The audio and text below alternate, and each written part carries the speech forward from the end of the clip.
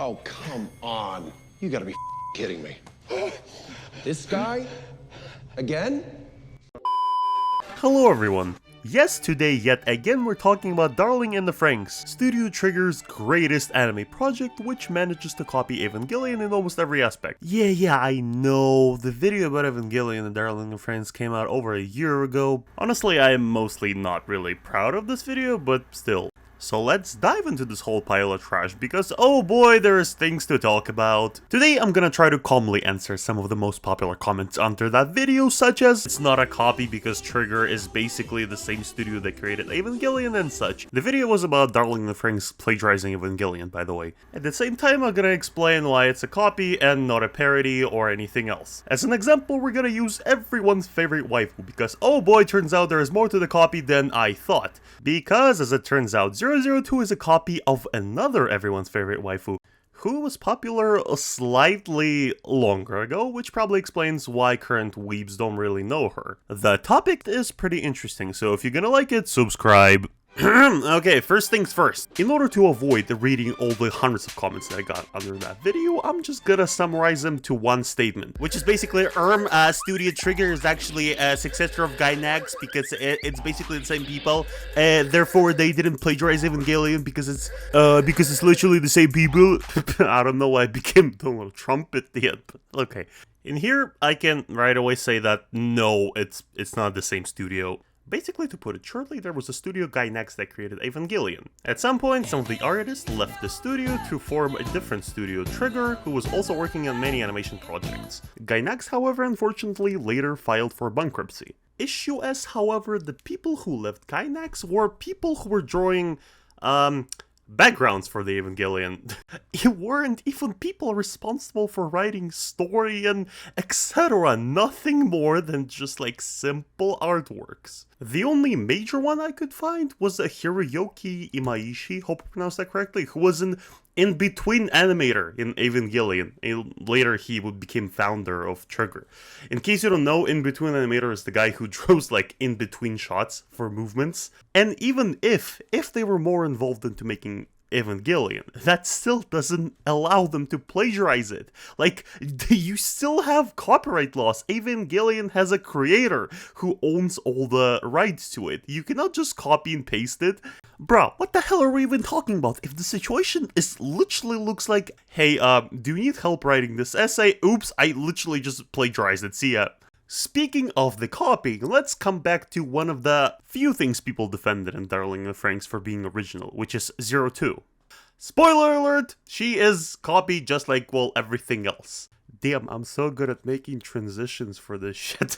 If you're unsure, listen to this character description. We get essentially a really nice girl who's loving the main character to the point where she's basically acting like his wife. She's feeding him, spending all the time she can with him. They fall in love literally at first sight. She has horns and something of an alien nature. The girl who's nice, who's physically strong, but sometimes acts really angry at the main character because of her temper, but she almost always refers to her love as darling. Darling.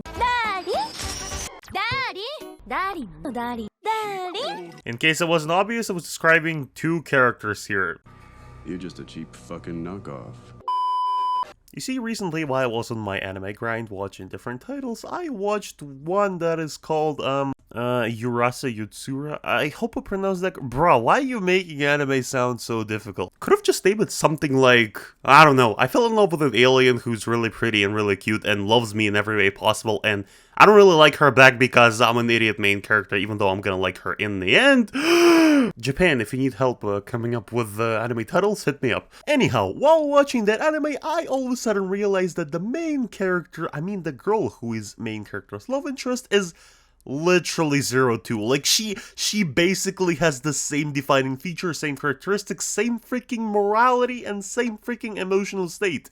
She is basically the same person, only, you know, written by an adult and not a 5-year-old. Well, okay, honestly, anime has its mistakes, and some scenes are not exactly the ones I like or want to watch, but that's a question for a different video.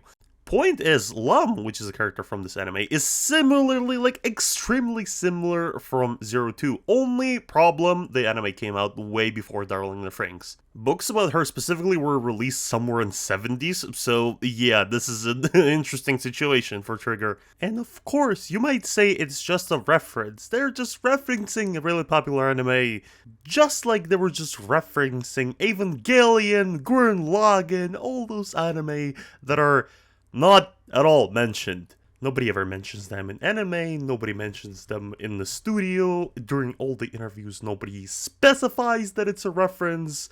But yeah, it's just a reference, trust me bro. Okay, in order to explain this whole mess, let's not walk too far away.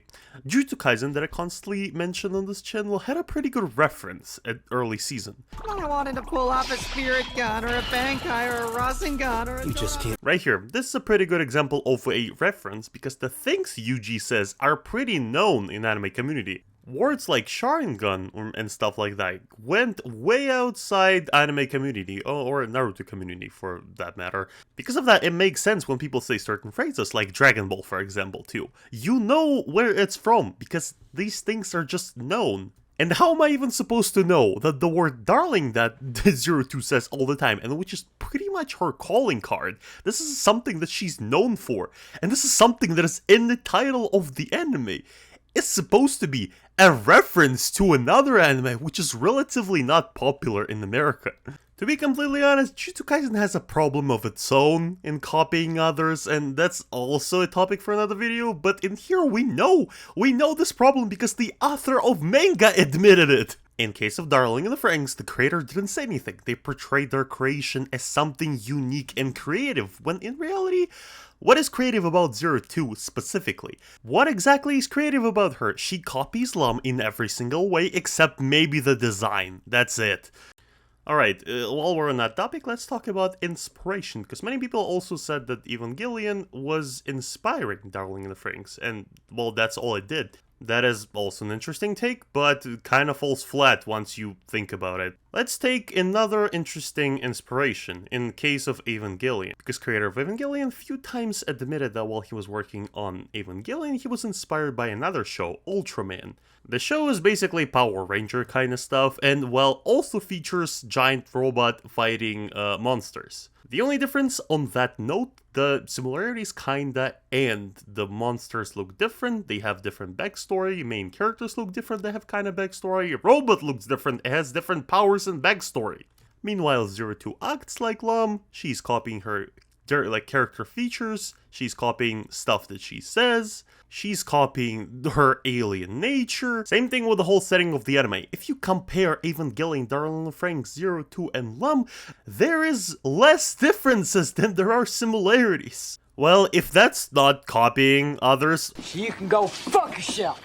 and here's a question too, how come all the people say it's a reference whenever somebody calls out Darling in the Franxx? And actually Trigger in general. When Studio Trigger was released in Promare 2, they were actually accused of copying Fire Force and Gurren Lagann. But in this time, they actually had to go through controversy. They had to explain themselves, like, but yeah, that was a reference too, right?